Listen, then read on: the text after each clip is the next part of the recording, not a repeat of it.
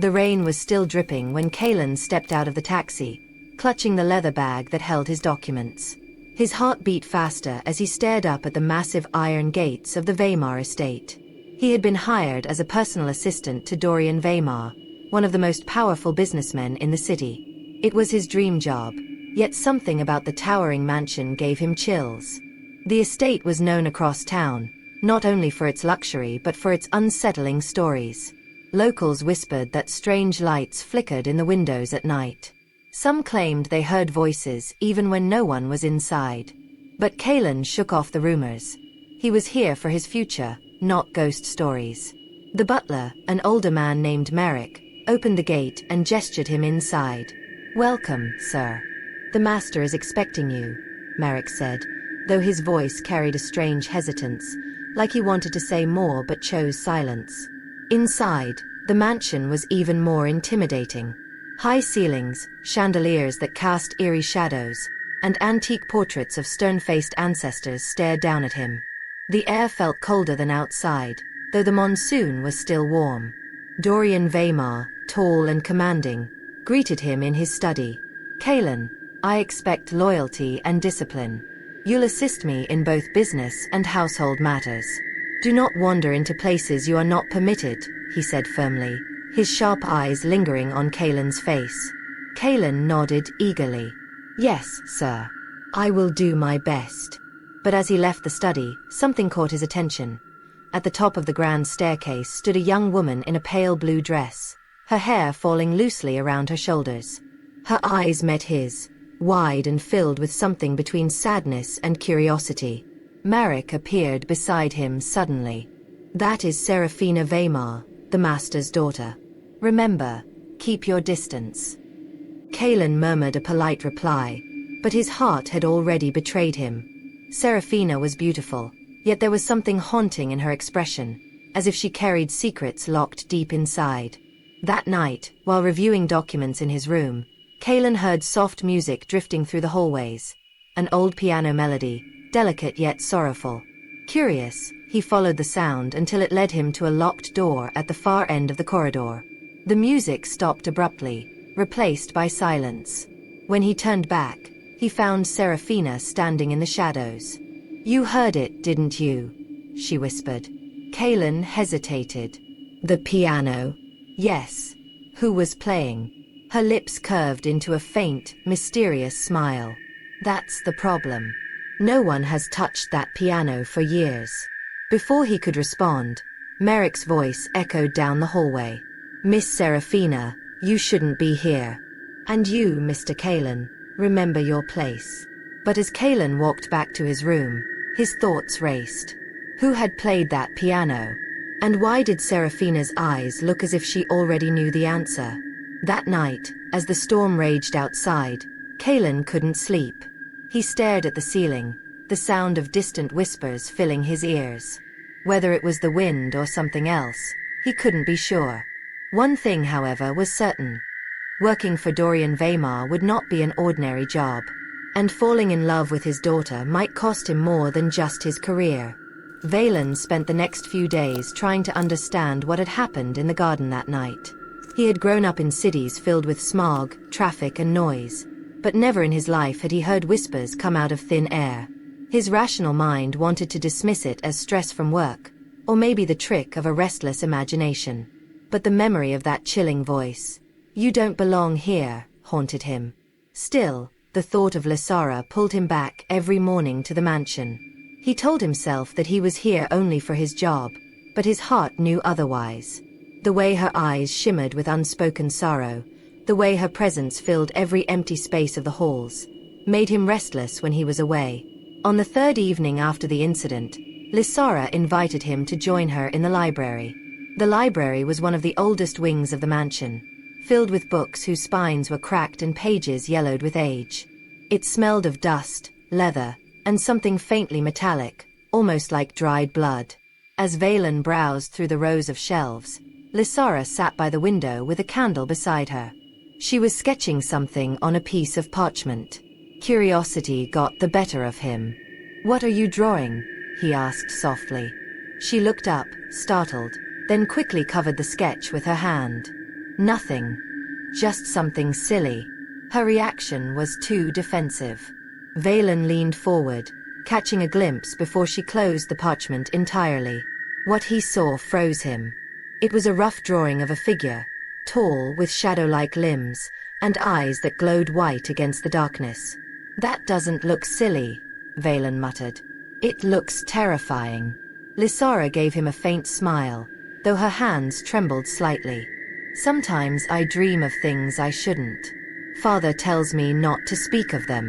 He says the house remembers too much already." "The house remembers?" Valen repeated. "What does that mean?" Before she could answer, the candle flickered violently as though a gust of wind had swept through the room, but the windows were tightly shut. The shadows on the wall stretched unnaturally long, curling toward the ceiling like black smoke. Lysara dropped her pen, clutching the edge of her chair. Valen instinctively moved closer to her. Then, in the heavy silence, came a whisper, low, guttural, and sharp like glass grinding against stone. "Leave, before she disappears." The voice came from nowhere and everywhere at once. The books trembled on the shelves, some falling to the ground with loud thuds. The candle blew out, plunging them into near-total darkness, only faint moonlight spilling in through the tall window. Lysara clutched Valen's arm. "It's happening again," she whispered. "What's happening? They don't want me to be with anyone. Not after what happened to Mother." The words hit Valen like a blade. He had assumed Lysara's mother had passed away naturally, but the way she said it, with fear, with trembling lips, suggested something else, something darker. "Lysara," he began carefully. "What do you mean?" But before she could speak, heavy footsteps echoed down the corridor outside the library.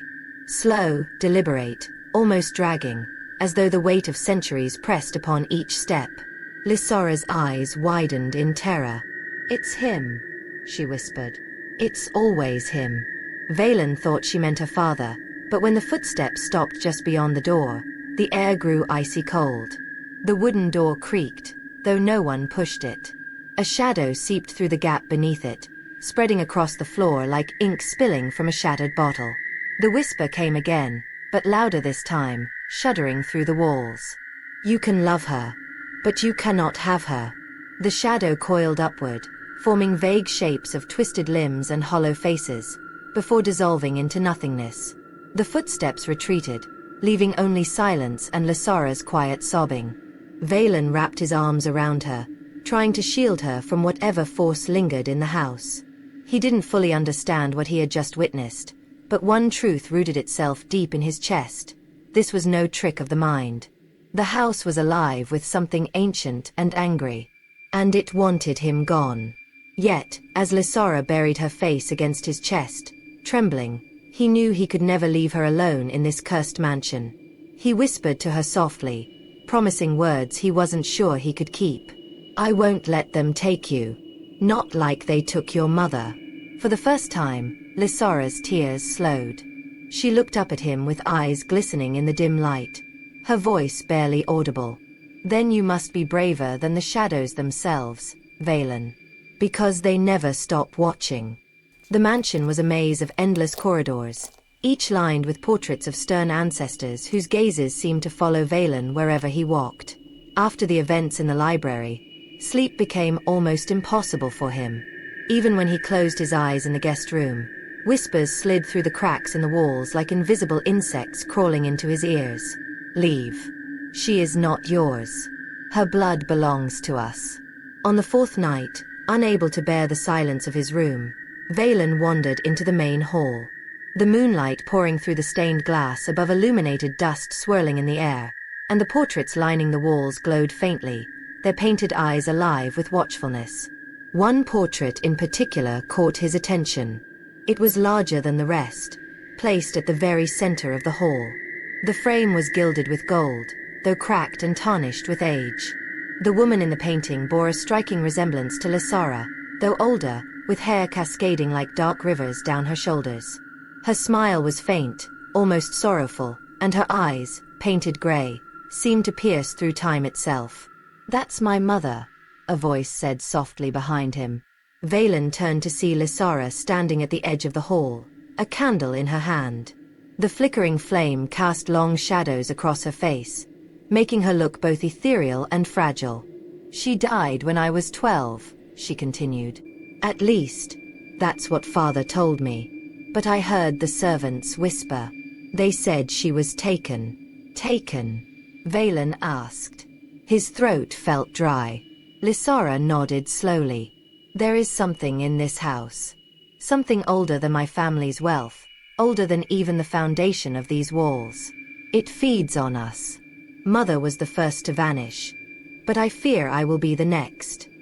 Valen stepped closer, lowering his voice. "Then let's leave. Tonight. You and me." Her expression wavered between hope and fear. "I wish it were that simple. Father, he would never allow it. And the house itself." She broke off, staring at the portrait. The painted eyes of her mother gleamed unnaturally in the candlelight. Valen blinked, certain it was a trick of shadows, but then he saw it clearly. The painted lips moving, whispering soundless words. Lysara gasped, clutching his arm. "Do you see it too?" Before Valen could answer, the whisper grew audible, threading through the cold air. The voice was soft, mournful, yet filled with warning. "Run, child. Run before he binds you."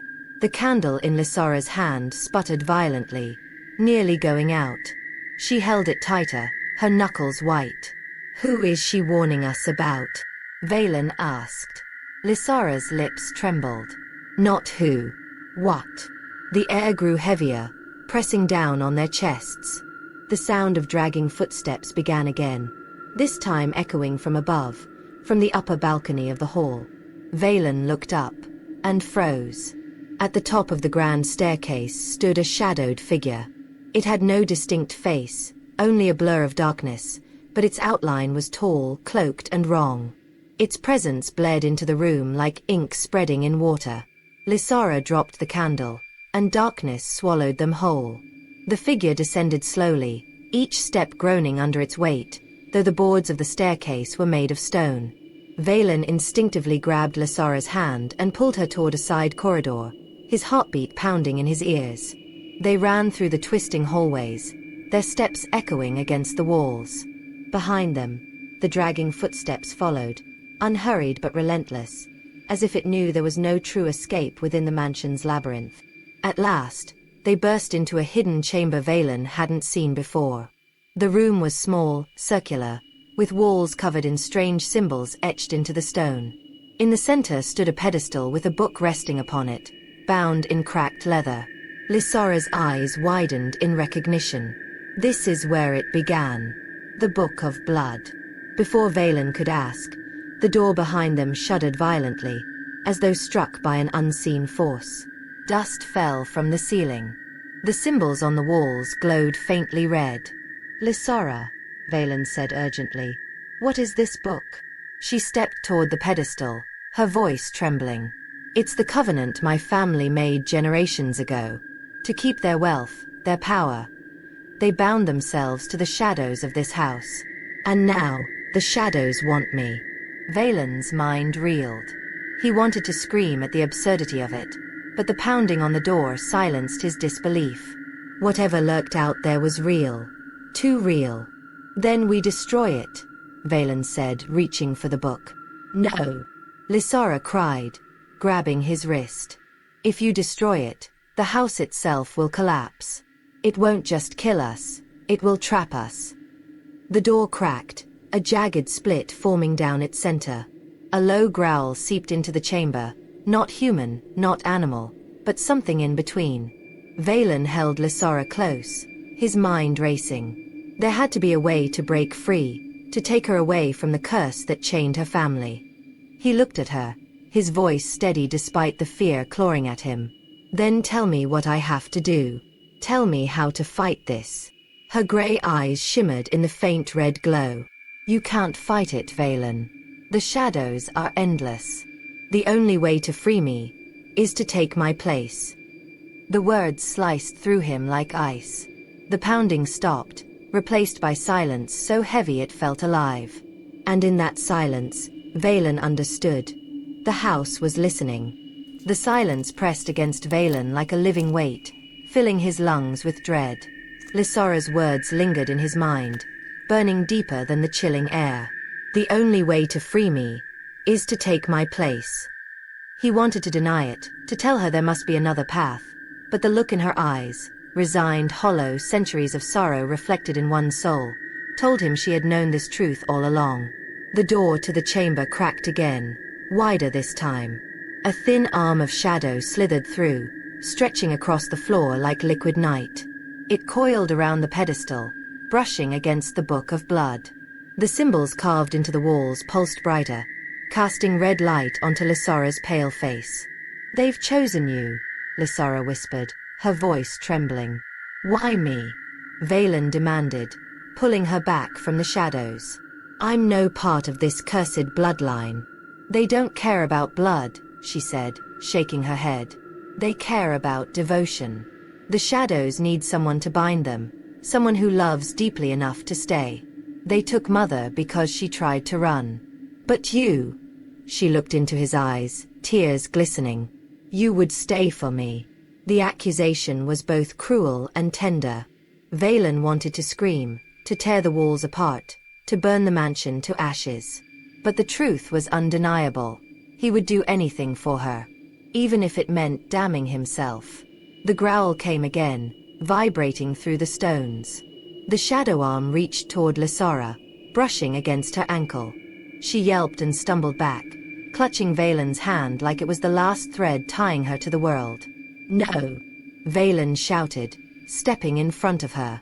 His chest tightened, his voice cracking with desperation. "Take me instead."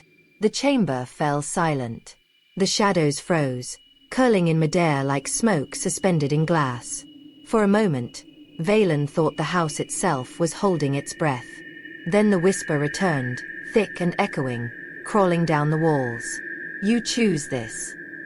"I choose it," Valen said, forcing his voice steady. "Let her go." The book on the pedestal snapped open as if by invisible hands. Pages flipped violently, releasing a stench of burnt iron. The symbols on the walls flared blinding red. The shadow arm recoiled from Lysora and wrapped itself around Valen's wrist, cold as death, burning into his skin. Lysora screamed, "Stop! Don't do this!"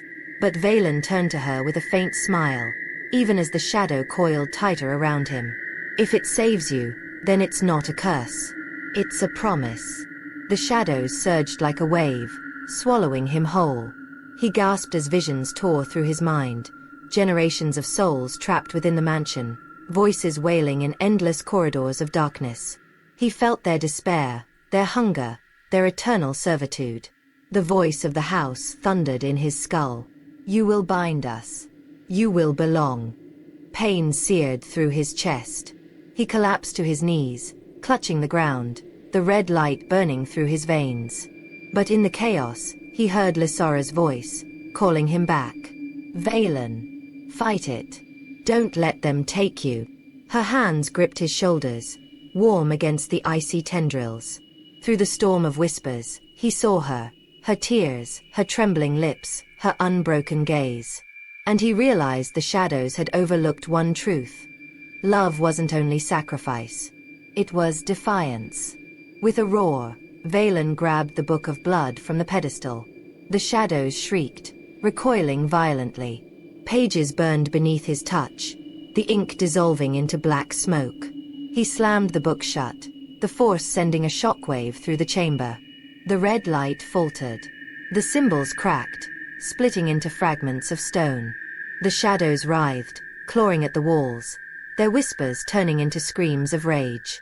"You fool!" Lysora cried, clutching him as the chamber shook. "If the book dies, the house..." Her words were drowned by the deafening sound of stone splitting.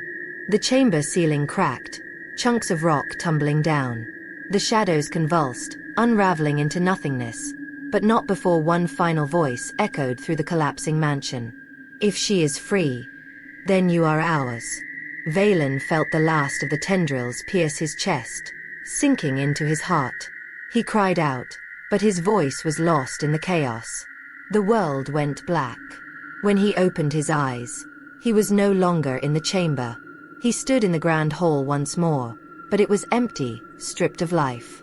The portraits were blank, their painted faces erased. Dust covered the floor in thick layers, as though centuries had passed in a breath. And there, at the center of the hall, stood Lysara. But she looked different, lighter, unburdened, as though the chains of sorrow had fallen away. She smiled at him, radiant in a way he had never seen before. "You did it," she whispered. "You freed me." Valen tried to step toward her, but his legs felt heavy, anchored to the floor. He looked down and saw shadows curling around his feet, binding him to the ground. "No," he breathed, realization crashing over him. Lysara reached for him, but her hands passed through his as though he were smoke. Tears filled her eyes. "Valen, no." He wanted to tell her not to cry, that her freedom was worth his damnation. But already his voice was fading, replaced by the endless whispers of the mansion. The last thing he saw was Lysara running toward the gates, bathed in sunlight for the first time, while he sank into the shadows of the hall. And then, silence. Lysara ran through the iron gates of the mansion, her bare feet scraping against the cold earth. For the first time in years, she felt air that wasn't heavy with whispers or shadows. The world outside was alive, the scent of wet grass, the chorus of night insects, the faint glow of dawn breaking on the horizon. But freedom tasted bitter. She turned, breathless, staring back at the looming mansion. Its windows glared like empty sockets, its walls shuddering as though something immense stirred within. She wanted to believe Valen would walk out behind her, exhausted but alive. She wanted to believe his sacrifice hadn't bound him to the very curse he sought to break. And then she heard it. His voice. "Lysara." Her heart leapt, but when she focused on the sound, it wasn't coming from the gate. It drifted from the mansion itself, layered within the groan of its ancient walls, carried by the cold wind. "Valen!" she screamed, running back to the threshold. She pressed her hands against the bars of the gate. Desperate. "Don't leave me." The house answered, not with words, but with whispers overlapping like 1,000 voices in unison. "He is ours. He chose. You are free." Lysara fell to her knees, tears streaming down her face. "Then take me instead. Please, don't take him." For a moment, silence reigned. Then the shadows within the windows shifted, forming a vague outline of a figure. It was Valen, his broad shoulders, his defiant stance. But his face was blurred, swallowed by darkness. "Lysara," the voice repeated, hollow now, echoing with both his tone and the house's. "Live. Don't waste what I gave you." She shook her head violently, clutching the bars until her knuckles bled. "I can't live without you. You think you saved me, but you only condemned us both." The figure wavered, as though the mansion itself strained to contain him. Then, with a sound like splintering glass, the great oak doors slammed shut. Dust rose into the air. The whispers faded, sinking back into silence. Lysara screamed until her throat broke, but the house did not answer again. Days turned into weeks. The townsfolk whispered when they saw her return, pale and hollow-eyed, but alive. No one dared ask about the mansion. They had their own superstitions, and none wished to know the truth. Lysara lived in her father's abandoned summer home by the river, refusing to step near the mansion again. Yet every night, when the moon was high and the wind shifted, she swore she could hear Valen's voice calling from the shadows. Not words, not whispers, just the faint echo of his presence, as if he walked beside her, unseen. She began writing letters to him, placing them under her pillow. Letters filled with sorrow, with longing, with love. She wrote of the birds she watched at dawn, of the books she read aloud though no one answered, of the way her heart ached with every moment he was gone. One night, after writing a particularly desperate letter, she awoke to find the page gone. In its place was another sheet, scrawled with jagged handwriting that wasn't hers. "Do not come back. But I will always be with you." Tears blurred her vision as she pressed the note to her chest. She knew what it meant. The shadows hadn't consumed Valen entirely. A piece of him lingered, defying the mansion's hunger. But the price was cruel. He could never leave. Years passed.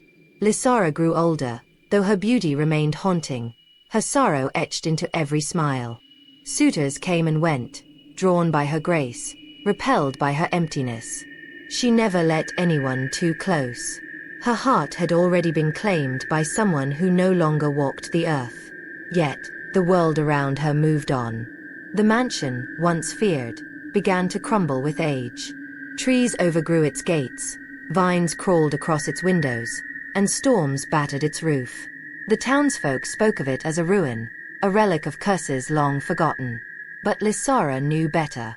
One autumn evening, when the wind howled through the valley, she returned. Her hair was streaked with silver, her eyes tired but resolute. She walked through the rusted gates and stood before the collapsing walls. "Valen," she whispered. "It's me. After all these years." The house stirred. Not violently, not with rage, but with recognition. Shadows shifted within the cracks, forming faint shapes. And among them, she saw him, clearer than ever, as though the decades had sharpened his presence. His eyes glowed faintly, sorrowful yet unwavering. "I kept my promise," his voice murmured through the wind. "I watched over you." Lysara's lips trembled. "And I kept mine. I never loved another." She stepped forward, reaching out a trembling hand. The shadows caressed her fingers, cold but familiar. For the first time, she felt no fear, only peace. "Then let me stay with you," she whispered, "even if it's in the dark." The mansion groaned, its walls shuddering as though it resisted. But Valen's form grew stronger, his voice more human. "If you step inside, Lysara, there will be no return." She smiled faintly, tears glistening. "I have nowhere else to return to." And with that, she crossed the threshold. The doors closed behind her with a sound like a heartbeat. The whispers rose, not in hunger this time, but in acceptance. Two voices echoed through the halls, one shadowed, one luminous, bound together in defiance of eternity. The mansion lived on, cursed and forgotten by the world. But within its walls, love endured, twisted, tragic, unbreakable. And when the wind blew across the valley at night, the villagers swore they heard laughter. Soft, fleeting, like two souls dancing in the dark.